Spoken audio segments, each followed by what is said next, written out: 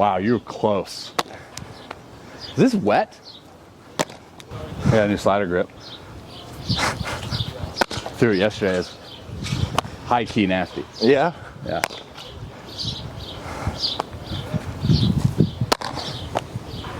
I didn't steal it from Jacob deGrom.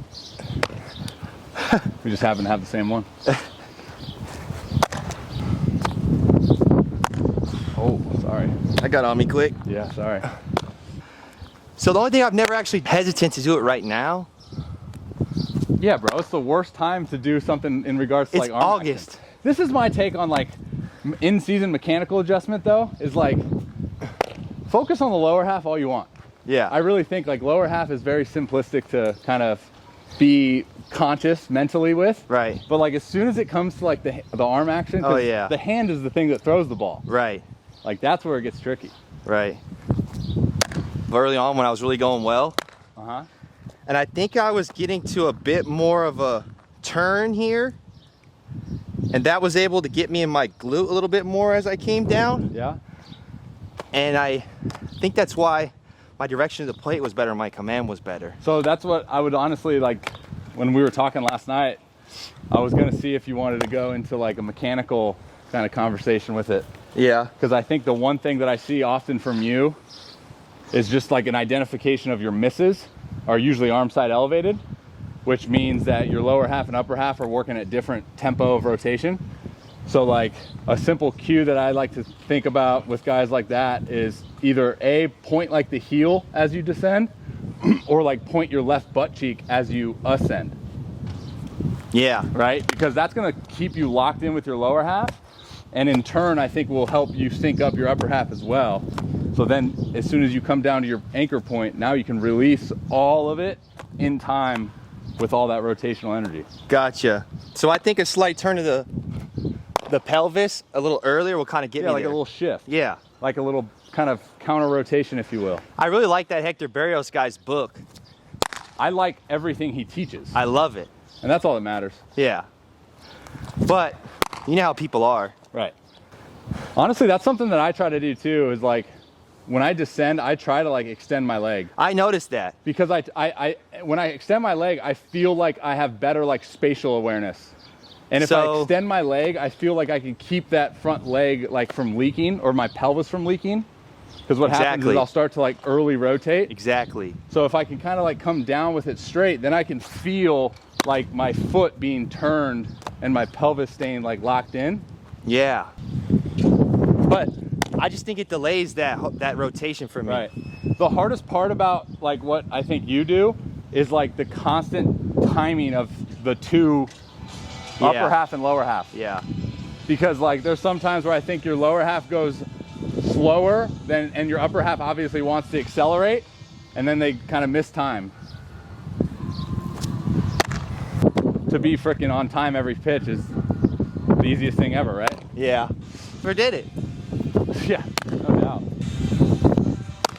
And I'd come close, like set like this, and I would just think like down and then just go, like,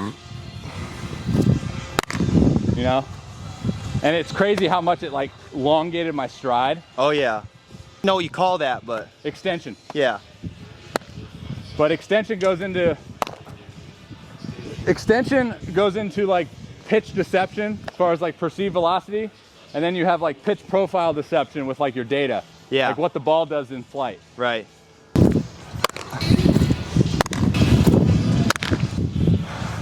Like you're doing the same thing, but like with no lift. Right. For me, the lift is like a timing like with my hands. Right.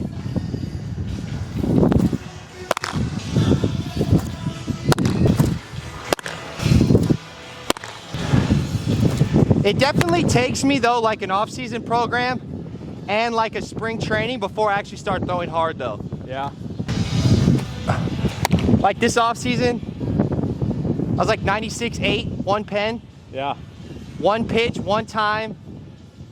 That was it. Yeah. But then after like 4 or 5 live outings, then it was like.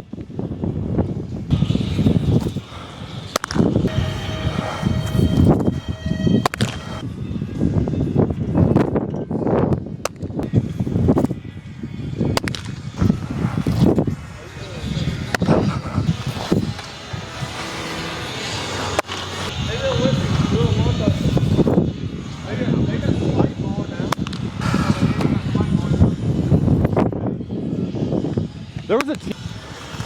Shut up, Robby. Oh yeah, that was pretty unathletic, right? Can we all agree on that? But it's got a lot better carry. And that's what I'm saying. Tightness of the spin is going to give you that extra little life. Yeah, good.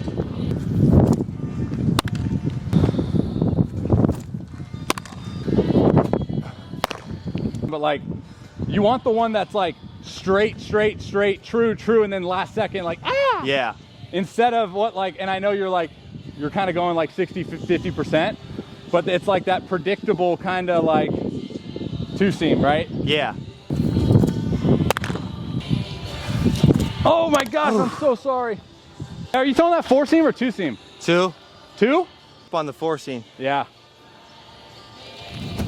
Because like, yeah, it spins kind of like a two-seam, but it's like, it doesn't like, it's not loose spin. Yeah.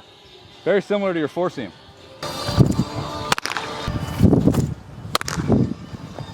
You mind if I get the ball? Get another ball? Oh, the pitch logic? Spins? That's fine. It's all the same, right? It's all the same. Ooh.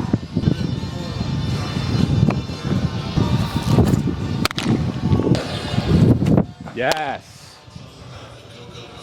Yeah. It's got 13, minus 13. If you can get that with your fastball, whew.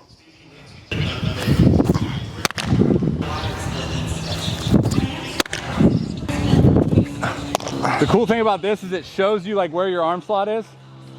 And that's like the biggest thing that jumps out is like everything fastball, slider, changeup, and then you go to throw that curveball. Yeah. And you creep up just to create that axis, you know? Yes.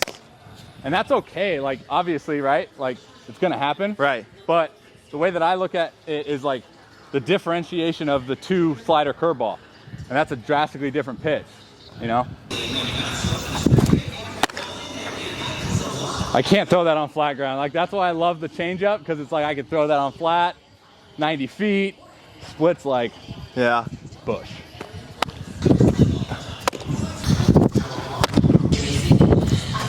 Ah! That was dirty. Yes.